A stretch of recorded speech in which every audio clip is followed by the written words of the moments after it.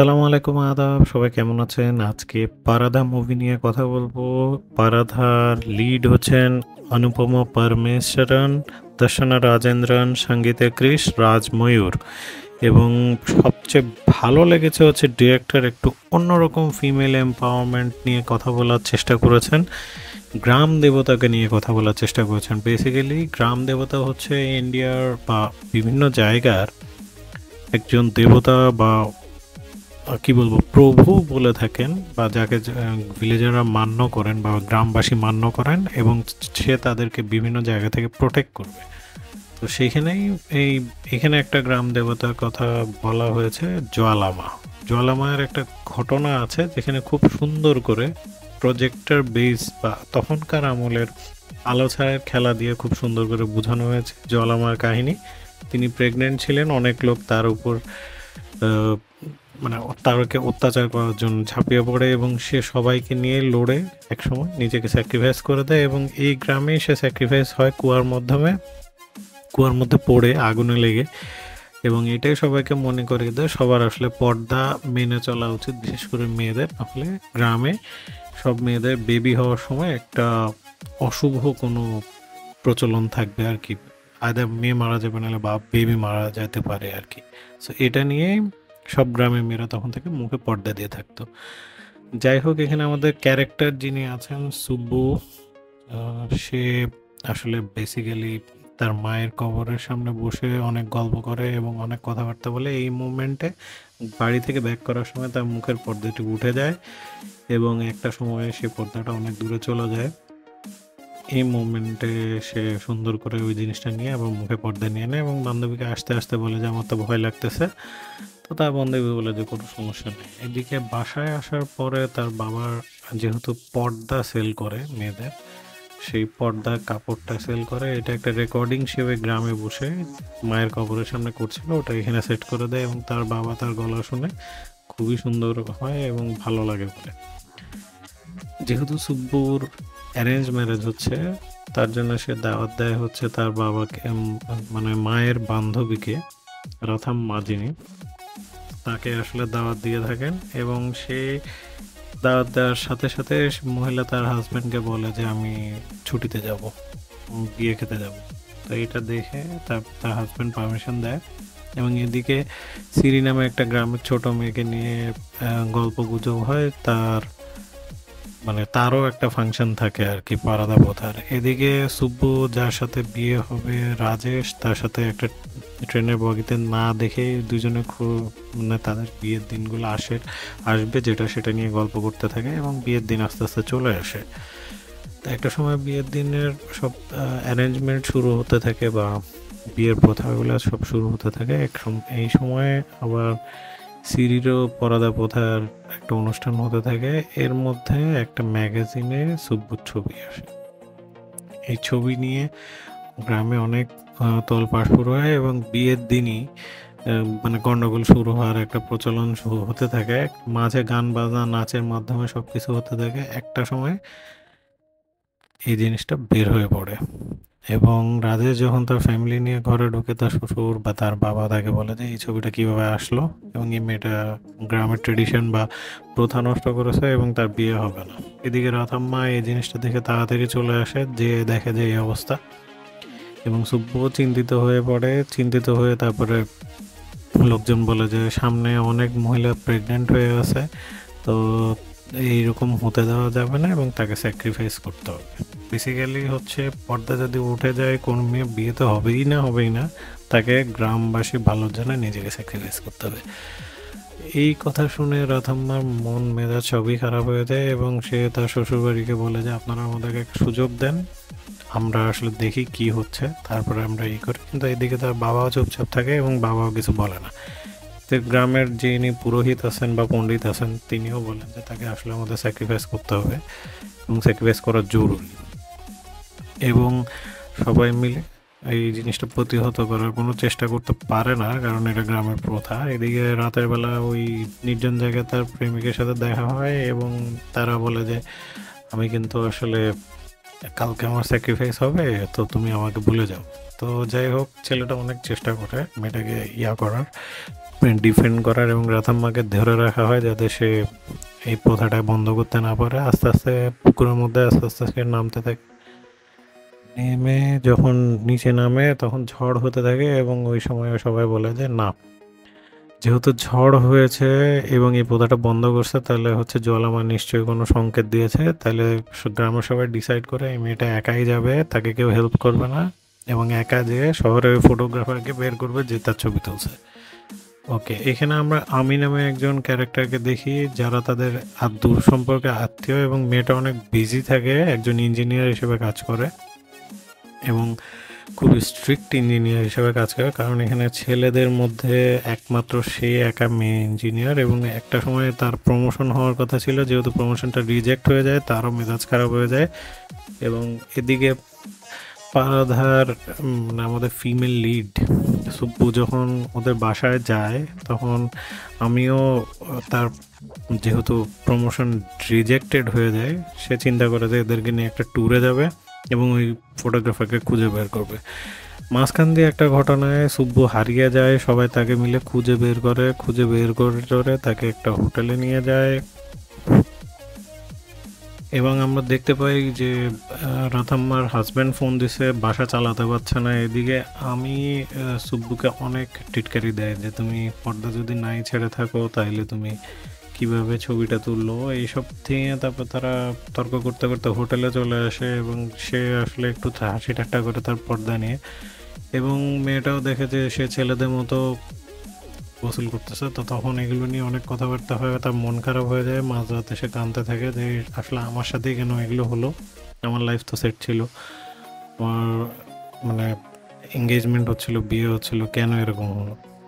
তো এইগুলো নিয়ে তারপরে বললো যে আচ্ছা ঠিক আছে, তোমার মনের ব্যথা বুঝতে পারছি। আমি এবং রাথাম্মা সবাই মিলে গাড়িতে আবার পরের দিন সকালে চলে যায়, এবং একটা ল্যান্ডস্লাইড হয়। ল্যান্ডস্লাইড হওয়ার কারণে এই জিনিসটা তাদের যাত্রাটা 3 দিনের জন্য বন্ধ হয়ে যায়। এদিক দিয়ে তার হাজবেন্ড যখন বারবার ফোন করতেছিল রাধাম্মার,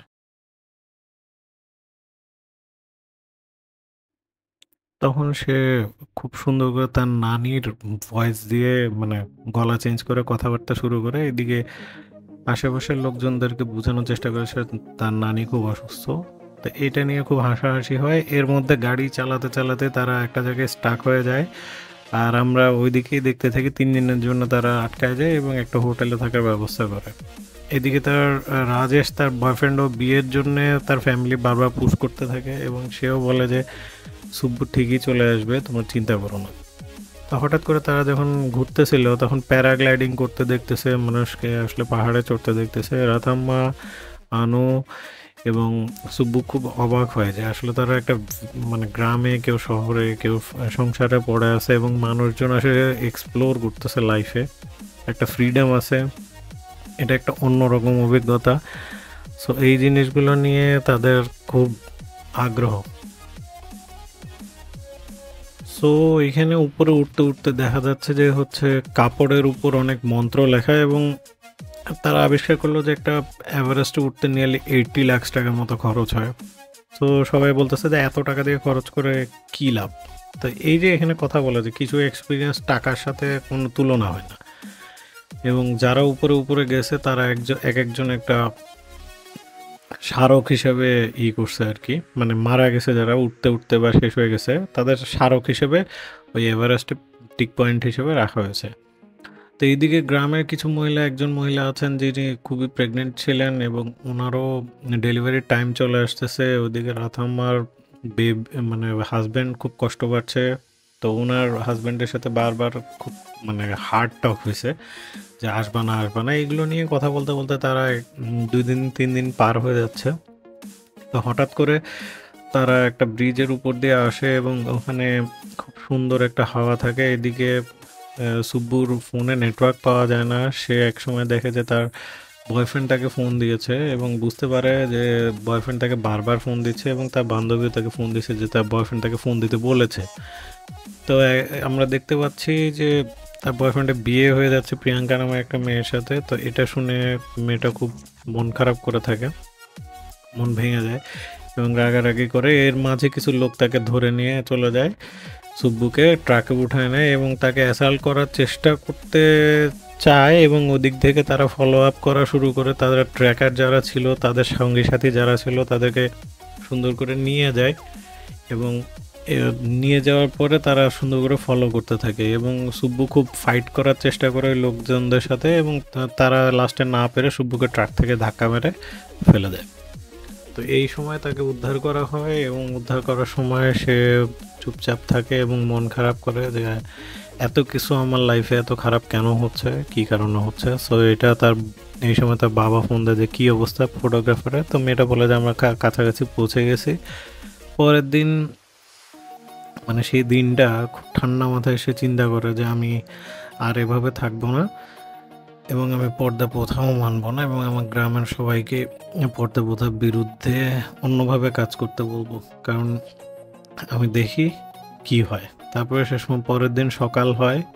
সকাল হওয়ার পরে আমরা দেখতে পাই যে সুব্বু একাই গাড়ির উপরে পর্দা ছাড়া নিজেকে আবিষ্কার করে এবং সে আসলে ইন্ডিপেন্ডেন্ট ফিল করে, কারণ এই পর্দাও একটা তার মানে ফ্রিডমের কারণ হয়ে দাঁড়ায় ছিল। তো এটা ছাড়া সে খুব ইন্ডিপেন্ডেন্ট ফিল করে এবং আস্তে আস্তে সবার সাথে খুব ঘুলে মিলে যায়। অমির সাথে তার খুব ভালো বন্ধুত্ব গড়ে ওঠে। রাথাম্মা তাকে খুব হেল্প করে এবং তারা আস্তে আস্তে ঘুরতে থাকে। ঘুরতে ঘুরতে মোটরসাইকেলে একবারে সুন্দর করে ঘুরতে থাকে, এক্সপ্লোর করতে থাকে, ট্রাভেলিং হতে থাকে এবং একটা সময় সে বলে যে আমার একটা সময় অনেক কিছু চাইতাম, এখনও অনেক কিছু চাই, সেটা হচ্ছে নিজের জন্য একটা জব, পর্দা প্রথা গ্রাম থেকে উঠিয়ে দেওয়া এবং দীর্ঘশ্বাসে গ্রামে হাঁটা পর্দা ছাড়া। তো যাই হোক, সবাই তিনজন মিলে খুব মজা করতে থাকে। একটা সময় তারা সময় ঘনিয়ে আসে এই কারণে, কারণ যে ফটোগ্রাফারকে তারা খুঁজতেছিল সেই ফটোগ্রাফার একটা ভিডিও বের করে এবং রাথাম্মা এটা দেখায় যে আমি রিয়েলি সরি, আমি এটার অনেক জীবনে শুনেছি, অনেক কষ্ট হচ্ছে। তো এটা আমি একসময় তুলেছিলাম তাকে না জানিয়ে। তো তাকে যদি পাই আমি তার কাছে আমি ক্ষমা চাইবো যে আমার জন্য তার লাইফে অনেক প্রবলেম হইতেছে। তো এটা শুনে যখন দেখতেছে যে ফটোগ্রাফারের কাছে মেসেজই আসছে, তারা সুন্দর করে ব্যাক করে এবং এদিক থেকে একটা ঘটনা ঘটে। অমি বাইক মানে গাড়ির রেসিং শুরু করে একটা লোকের সাথে এবং সে খুব কেয়ারলেসলি গাড়ি চালায় এবং একটা সময় বেঁচে যায়। তো এই মুমেন্টেই তখন তার হাজব্যান্ড, রাথাম্মার হাজব্যান্ডও ফোন দেয়। তো ফোন দিয়ে বলে যে তুমি কখন আসতেছো। তো মহিলা বলতেছে আমি সারা জীবন একটা সময় বাবা মায়ের জন্য বেঁচেছি, এখন ফ্যামিলির জন্য বাঁচতেছি, এরপর হাজব্যান্ডের জন্য বাঁচবো, তাহলে আমার লাইফ কই। তো এটা নিয়ে খুব মানে মন খারাপ করে। আর ওইদিকে উমিও চিল্লাচিল্লি করে যে সে আসলে একটা পুরুষের সাথে রেস করে নিজেকে প্রমাণ করতে হচ্ছিল যে সে আসলে দ্য বেস্ট, কারণ অ্যাটলিস্ট এখানে তো ফেয়ার কম্পিটিশন ছিল। তো এগুলো শুনে টুনে সুব্বু, আমি, রাথাম্মা সবাই আসলে নিজেদেরকে একটু মানে মানে at least they have their own voice আর কি চিন্তা করছে সাইলেন্টলি নিজেকে নিয়ে ভেবে। এদিকে তার বাবা বলেছে যে আমার মেয়ে খুব তাড়াতাড়ি চলে আসবে এবং এটা প্রমাণ করবে যে ফটোগ্রাফারটা ভুল করেছে।